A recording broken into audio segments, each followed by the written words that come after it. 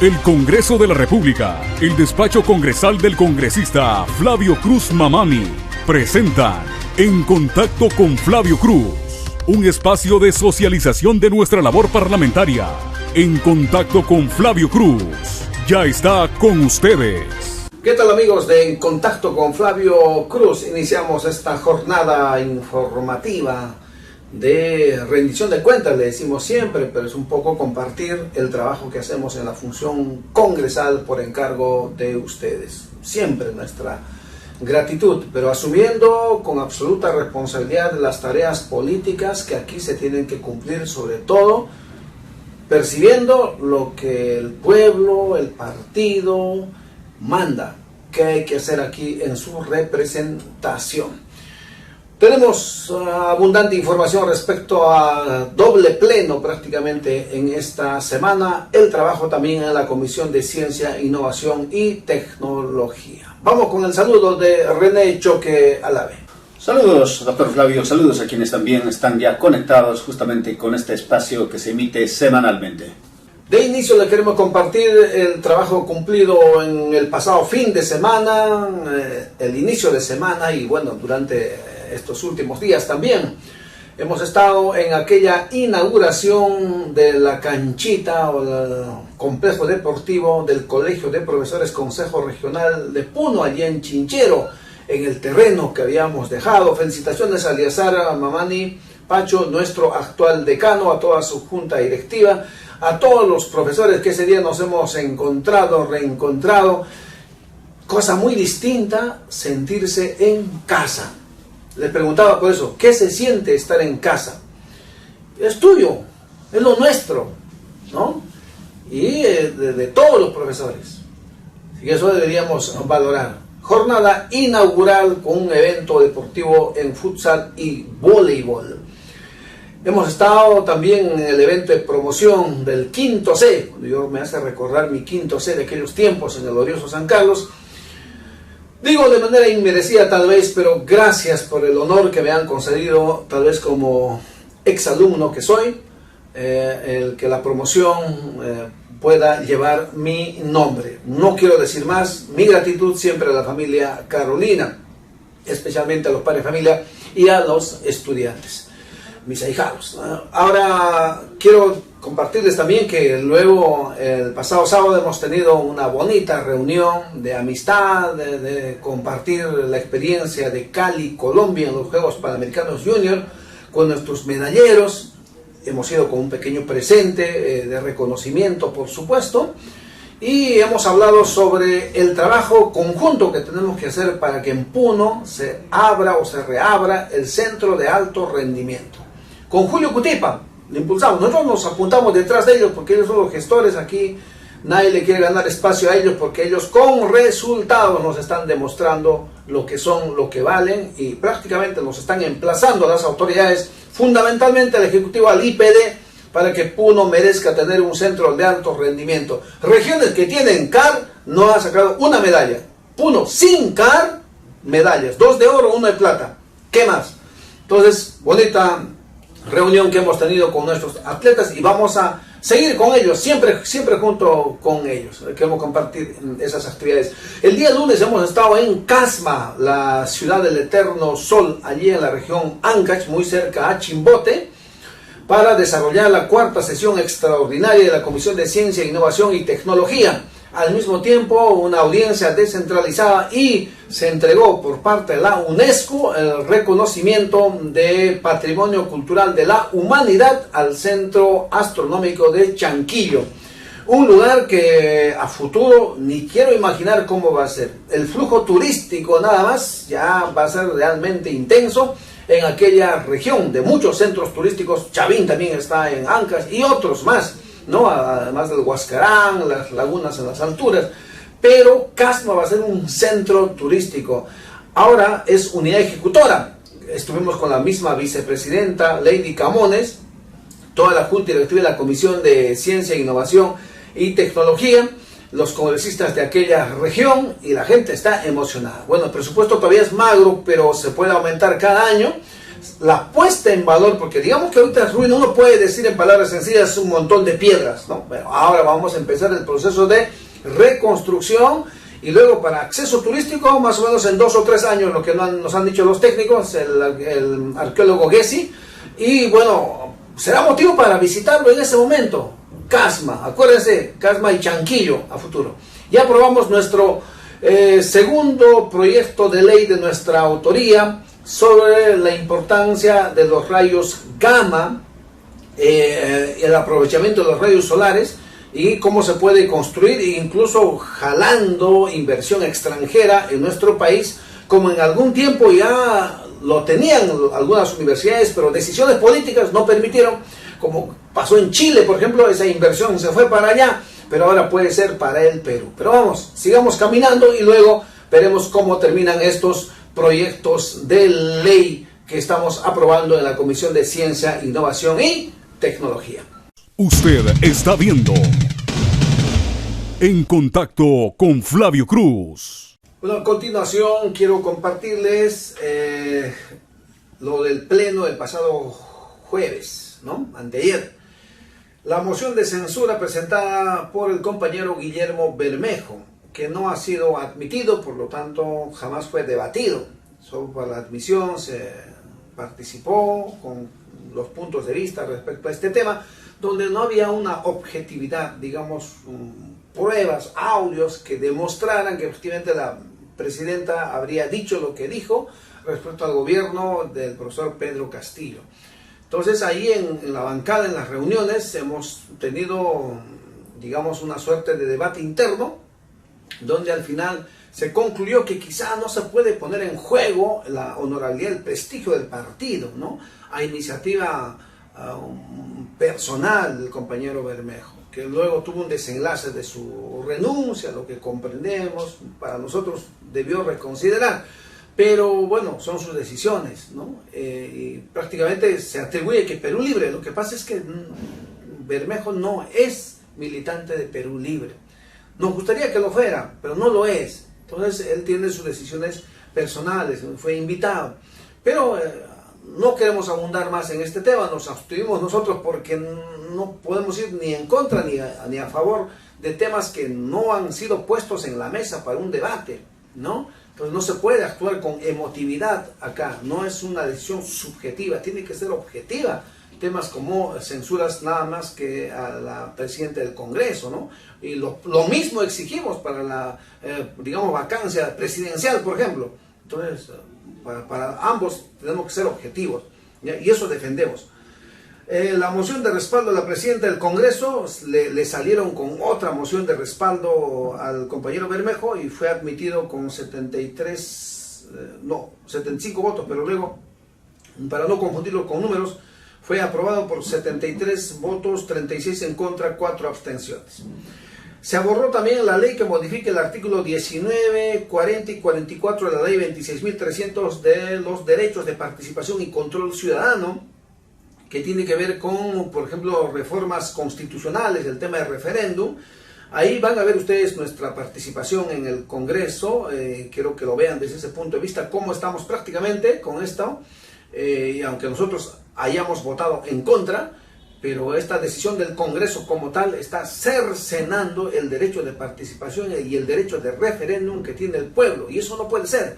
Claro que falta, el presidente tendrá que observarlo, y si el Congreso lo aprueba por insistencia, esto va a ir al Tribunal Constitucional, y por lo menos yo tengo confianza de que sea declarado inconstitucional esta ley con la cual la derecha está arremetiendo, prácticamente quitándole la posibilidad de que el pueblo pueda hacer su propia reforma constitucional, porque ya se están recogiendo las firmas, sabiendo que eso va en avanzada. La derecha, a través de la Comisión de Constitución, viene con esta ley que encima fue priorizada por los directivos.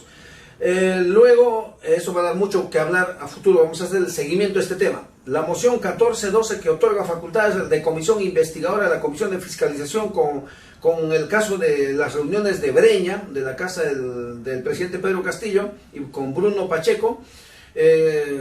Aparentemente ahí se había vulnerado el principio de transparencia. Finalmente fue aprobado con 79 votos a favor, 36 en contra, que son nuestros votos de todo Perú Libre, que no está de acuerdo que la Comisión de Fiscalización tenga estas facultades para investigar todo lo que supuestamente habría pasado en la casa de Breña. Bueno, que se investigue, sí, ¿no? Pero dale todo el tiempo con estas mociones, todo es Pedro Castillo, y entonces eso realmente incomoda y molesta al pueblo, y por eso este mensaje de cierre del Congreso y todo eso. Ley que prorroga la vigencia del proceso de formalización minera integral. Bueno, obviamente esta ley nosotros la habíamos suscrito, entonces, si hemos firmado la ley no podíamos estar en contra. 1,84% de formalización a la fecha, o sea, casi nada. Imagínense, entonces hasta el 31 de diciembre de 2024 se está ampliando esta formalización, que como alguien decía, en realidad casi no había formalización, lo que había es seguimiento y persecución a los pequeños mineros, que en realidad son los que se crean su empleo, crean empleo para otros, pagan impuestos indirectos, y entonces merecían, yo creo, un respaldo. Estaban esperando en las afueras además. Repito, nosotros somos coautores, digamos, de esa ley, entonces teníamos que votar a favor, merecían el apoyo correspondiente. Se aprobó con 104 votos a favor, 3 en contra, 1 abstención únicamente. Así que tienen plazo los mineros, a quienes llamamos informales, ¿no?, para que se formalicen, para decirlo cariñosamente y que también puedan entender el mensaje. Quiero empezar saludando una invocación que se hizo al frente respecto a que había leyes que estaban esperando. Efectivamente, hay muchas leyes que están esperando. Repito, como esta mañana dije, ¿cuánto tiempo ya estamos perdiendo hoy? Está ahí encarpetada. Nosotros hemos dado 22 leyes, proyectos de ley. Ahorita tenemos en agenda 4 de comisión. ¿A qué hora? Sin embargo, hay temas que tienen que ver con el interés superior, y por eso asumimos que este es el contexto, que esta es la realidad. Al aprobar esto, nos estamos metiendo con el pueblo, con el imperio del pueblo, con la soberanía del pueblo. En la informalidad nos estamos metiendo con la Plaza San Martín, nos estamos metiendo con las calles, nos estamos metiendo en la formalidad con los sindicatos, nos estamos metiendo con los colegios profesionales. Porque la Asamblea Constituyente es una agenda nacional, no está lejos, está cerca, tenemos que asumirlo. Y entonces aquí le estamos quitando un derecho sagrado al pueblo, el derecho de participación y el de referéndum. Y eso no podemos vulnerar, no podemos cortarle. La Constitución política, es verdad, tiene muchas instituciones jurídicas que van a quedar como tal. ¿Cuál es el temor? Se discutirán, se debatirán, su composición quizás sea igual que esta, quizás resultemos siendo nosotros en la izquierda la minoría también. Yo quisiera ser constituyente, no lo vamos a poder ser ninguno de nosotros. Será distinta la composición, la convocatoria será otra, tendrá su tiempo debido. Sin embargo, hay algunas figuras como, por ejemplo, después de la pandemia, porque nadie podría negar que la pandemia nos ha cambiado la vida. Entonces, ¿cómo vamos a seguir con una constitución anacrónica? Va a tener que cambiarse sí o sí. En la educación, por ejemplo, solo citando el artículo 2, va a tener que ser calificado o redactado como un derecho fundamental en el artículo 2, no lo está como tal. Igual la salud, el derecho a la internet, por ejemplo, por el simple hecho de ser persona tenemos derecho al servicio de internet. Por lo tanto, va a tener que ser un derecho fundamental. Dígame si con eso el pueblo no estará de acuerdo. Claro que sí. Y va a tener que discutirse y debatirse. Aquí en esa asamblea, seguramente el tema, por ejemplo, de los contratos ley. Porque ahí ni siquiera nosotros, con todo el poder que tenemos aquí como Congreso, podemos tocar un contrato. Es decir, la empresa está por encima del Congreso. Es nuestro superior. Pero ojo, nos estamos metiendo como poder constituido con el poder constituyente. Y el poder constituyente es ese pueblo que está ahí por encima de nosotros. Nos estamos metiendo con nuestros superiores. Espero que seamos conscientes de eso. Usted está viendo En Contacto con Flavio Cruz. Pero de digamos, debate que se tuvo respecto a esta propuesta de otorgamiento de facultades legislativas en materia tributaria, financiera y de reactivación económica al Ejecutivo, cuartos intermedios y más, finalmente se aprobó por voto mayoritario. 109 prácticamente, y bueno, el Poder Ejecutivo tendría estas facultades, pero no lo digo con emoción porque en realidad son parciales, casi mínimas. Por ejemplo, el tema del Banco de la Nación para que pueda otorgar préstamos a las micro y pequeñas empresas no ha sido aprobado. Algunos argumentos son que el Estado tiene mucha plata y entonces ¿para qué más? Y que se afectaría directamente más bien a los, digamos, a las personas que en realidad tienen necesidades, caso de los alquileres, por ejemplo, que no sería al dueño, sino al inquilino. Entonces, en algún modo pueden ser válidos esos comentarios, pero en realidad el gobierno pidió que se le dé facultades para poder legislar en esta materia, y en nuestra opinión es algo mínimo, algo parcial, y más bien se dejó pendiente el hecho de que el Poder Ejecutivo pueda presentar los proyectos y se discutan para diversos temas y el Congreso los pueda otorgar en su momento, los pueda aprobar en su momento. Bien, vamos a hablar de otro tema que tiene que ver con una propuesta legislativa, la 924 que propusimos nosotros, sobre la conclusión del proceso de nombramiento docente tras estas, digamos, evidencias de filtración de pruebas, conforme ya pues se investigó el tema del INEI y está esto en investigación en el Ministerio Público y todo este tema de la contratación y nombramiento de los docentes para el año 2022. Problema que no tiene cuándo acabar, por lo tanto se tienen que deslindar esas responsabilidades. Ha sido acogido por el Pleno, juntamente con la congresista Katy Ugarte. Tuvimos la suerte de sustentar estas iniciativas y creo que es correcto que finalmente el Congreso se pronuncie en su deber político que tiene ante este contexto, y porque el ministro no lo va a hacer y hasta ahora no lo ha demostrado, y hay voces de su censura allí en el Congreso, y entonces yo creo que está correcto que se vaya a anular prácticamente este proceso de nombramiento y contratación docente para el próximo año. El ministerio tiene que ponerse las pilas para resolver urgente, porque el argumento que más pesó fue que el inicio de años del año escolar 2022 escolarizado presencial es para el 1 de marzo, y como todos sabemos hay que garantizar también contratación docente. Usted está viendo En Contacto con Flavio Cruz.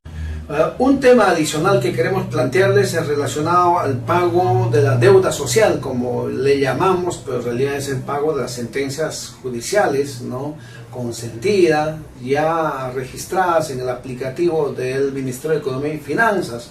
Deuda histórica, casi impagable por los 1.300 millones aprobados en la ley de presupuesto para el próximo año, que no son fondos regulares, sino se está echando mano incluso a las reservas, que incluso con aprobación de grupos parlamentarios de la derecha, ya reivindicando prácticamente una gratitud al rol del magisterio en el Perú, se aprobó y ya debería pagarse. René Choque siempre él está atento a estos temas, analizaba que esto no puede ser para el próximo año, como dice el espíritu de la norma, y efectivamente hay un grupo de trabajo que está impulsando esto con fuerza y se está dando, y el pago tiene que ser a más tardar al 30 de diciembre de este año. Ya salieron los listados, ese es el compromiso del gobierno, del ejecutivo en este caso, y bueno, bienvenido, porque es hacer justicia nada más a los profesores a quienes se les debía este monto por preparación de clases. René. En efecto, esta semana se ha publicado esta importante norma, justamente la que hace la transferencia del presupuesto a los gobiernos regionales, a los distintos pliegos, valga la aclaración, justamente para ejecutar lo que es el pago de las sentencias judiciales. Como es de conocimiento público, esta es una deuda considerable y que justamente involucra a todos los trabajadores que están en el sector de educación. En ese sentido, se oficializó a través del Decreto Supremo, justamente que ha publicado el Ejecutivo para esta transferencia, el Decreto Supremo 361-2021, por la que ya se tiene esta transferencia equivalente a la suma de 1.000 millones, y en efecto también para su pago justamente ya se encuentra publicado el anexo donde están justamente los beneficiarios. En ese sentido vamos a hacer algunas precisiones quiénes están considerados, quiénes tienen derecho, hasta qué fecha justamente es de alcance en mérito a las resoluciones que se han obtenido, porque las características justamente de este pago es en base a ciertas condiciones. Una de las condiciones es inevitable, el trabajador beneficiario tiene que contar sí o sí con la sentencia judicial. Puede ser de acuerdo al caso, por ejemplo, ¿no? En algunos casos se emite una sentencia de primera instancia, esto es apelada, se contaría en este caso una sentencia de vista, muchas veces ha llegado en los primeros años hasta la Corte Suprema. Ahí se tendría una sentencia de casación y finalmente en ese supuesto faltaría la resolución de requerimiento de pago. En otro supuesto se tendría una sentencia de primera instancia confirmada por la sentencia de vista, bueno, ahí termina el proceso y tendría que complementarse con la resolución de requerimiento. Y finalmente, en muchos casos lo que ocurre es esto, ¿no? En muchas regiones se tiene una sentencia que declara fundada y el procurador de ese gobierno regional o de esa entidad no lo impugna, no lo apela. Entonces, en ese caso solo se va a tener la sentencia, la resolución que declara consentida, y lo que tiene que faltar finalmente es que el trabajador debe contar con una resolución que justamente indique el requerimiento a la entidad demandada. Entonces, ¿cómo se ha hecho este cálculo? ¿En base a qué? En base justamente a la fecha de notificación de la resolución de requerimiento. En este caso vamos a precisar, esta deuda solo es de alcance a aquellos casos donde justamente ha sido notificado la entidad hasta el 31 de diciembre del año 2020. Quiere decir de que si salió la resolución de requerimiento en el año 2020 y al 31 de diciembre del año 2020 ha sido notificado a la entidad demandada, este trabajador sí o sí va a aparecer. Pero ¿qué va a ocurrir en un supuesto en que, por ejemplo, la sentencia se emitió en el año 2019 o 2020, pero la resolución de requerimiento recién se emite en el año 2021? Lamentablemente, este trabajador no va a estar considerado. Entonces, es la precisión que queremos hacer y también para poder, tal vez, absolver estas dudas que justamente se tiene a nivel de trabajadores donde señalan de que no están considerados. Entonces, la única explicación por la que no pueden estar considerados es que la resolución de requerimiento haya salido en el año 2021. Ese es, digamos, el aspecto determinante para ser acreedor. Y la norma justamente establece este pago, como decíamos, de 1 millón para los distintos pliegos del gobierno nacional, así como también de los gobiernos regionales, en función a criterios como, por ejemplo, la edad, ¿no? Que es un aspecto que es determinante para poder hacer los cálculos. Entonces, aquí están considerados trabajadores cesantes, están considerados trabajadores activos en montos que son fijos, de acuerdo a la ley de presupuesto justamente del año 2022. Eso también corresponde aclarar.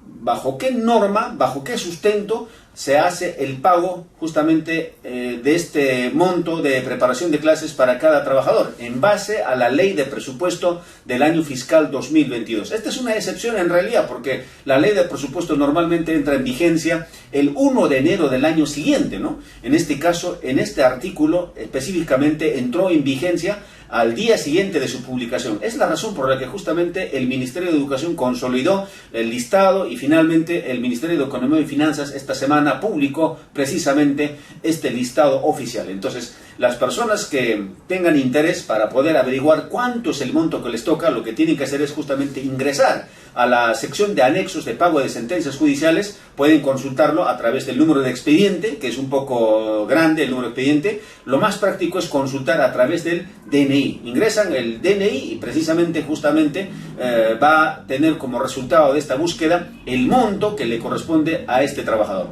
Algo más que podemos complementar.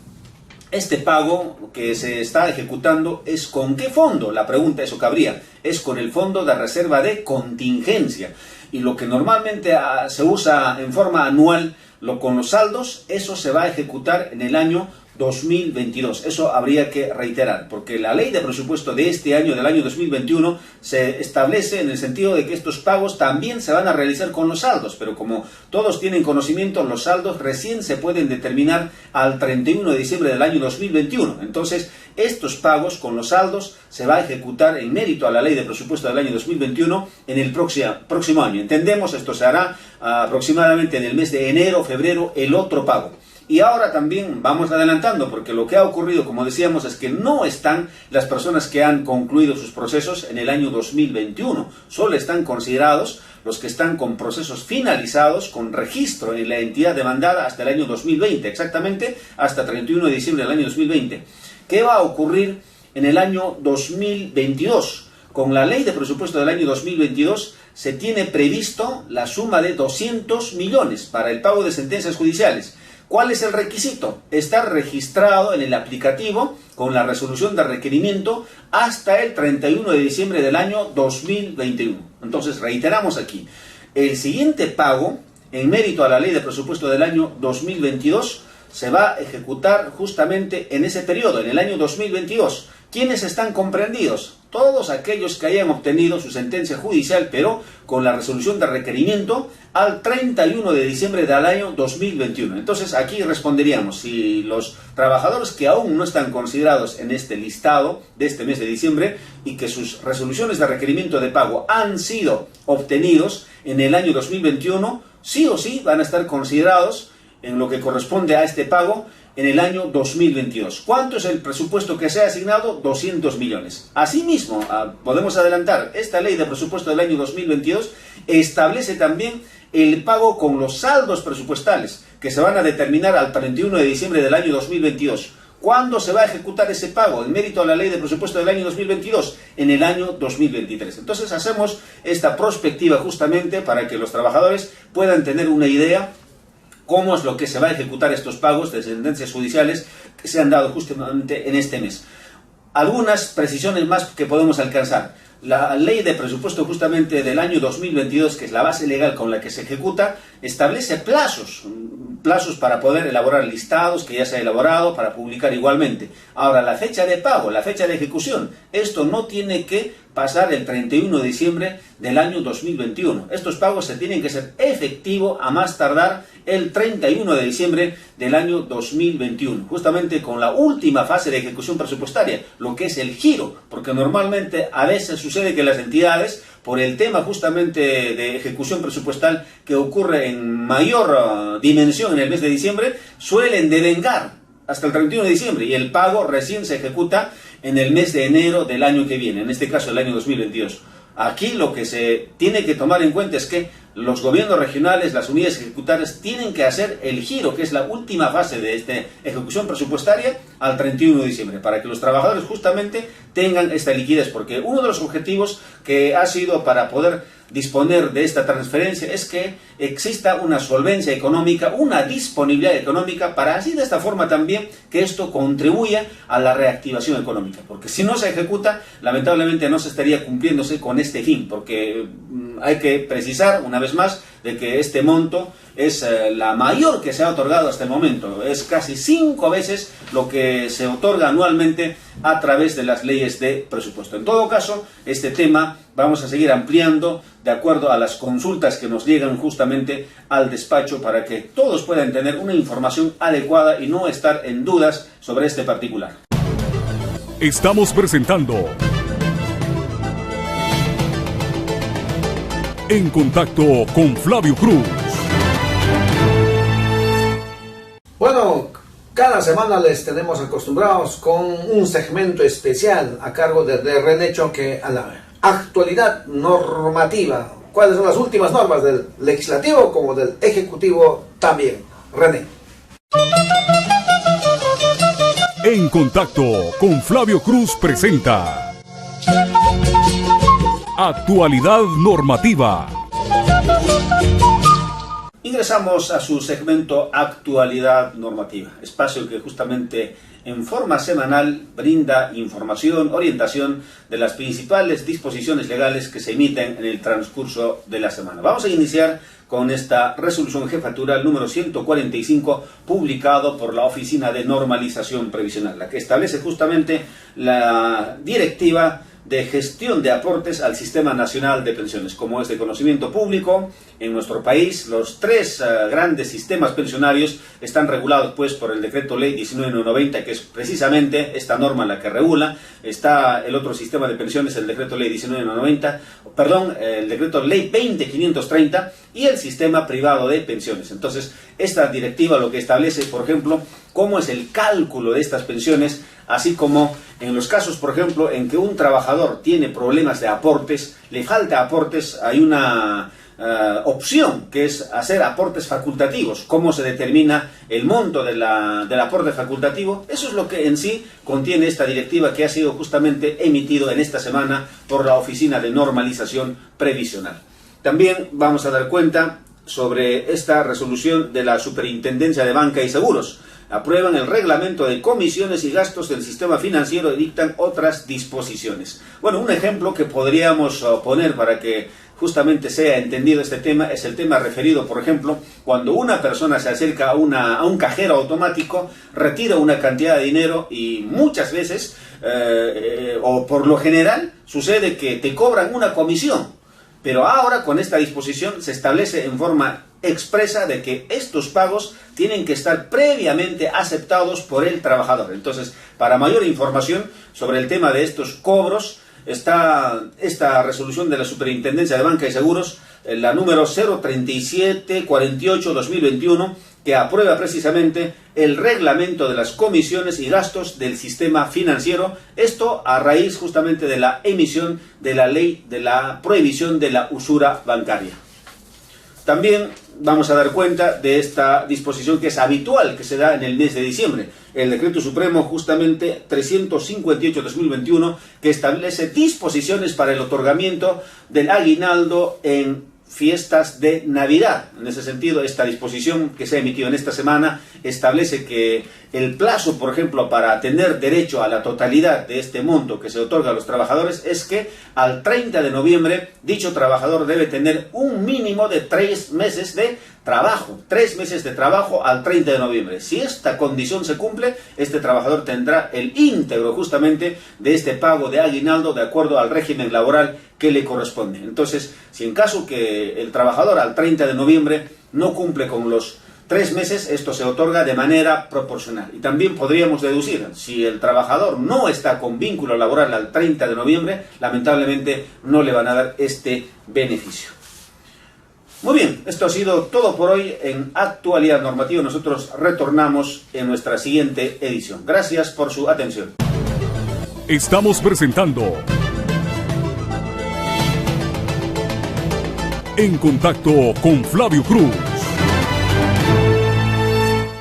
Bien amigos, En Contacto con Flavio Cruz, hasta aquí con ustedes en esta edición sabatina. Yo quería agregar algo relacionado a ILABE. El pasado 12 de diciembre estuvieron de aniversario, no pudimos estar porque teníamos que viajar a Casma, a una sesión descentralizada, como ya les he hecho referencia, y bueno, las disculpas públicas, pero mi felicitación pública también a William Valdés Espejo, un gran músico, maestro, ayavideño, prácticamente nacionalizado ilabeño, un Galo Medina también, periodista muy prestigiado en la provincia del Collao, que han promovido este evento de las estudiantinas. Quizá de manera muy modesta hemos participado con nuestros reconocimientos, pero eso está al margen del gran evento que han organizado. Dio mucho que hablar, lleno la plaza prácticamente. Saludos a la distancia, siempre mi aprecio a ustedes. Volvemos a la próxima semana, donde vamos a tener un programa especial dedicado a la Navidad, que significa siempre armonía, mejor convivencia y esperanza de renacer como Jesús, un poquito de Jesús en cada uno de nosotros, para nuestras familias, nuestro mundo laboral, para nuestro país, para todos. Así que será muy especial ese programa. Nos despedimos siempre con algo nuestro, algo acoreño, por si acaso, carnavalitos de allá.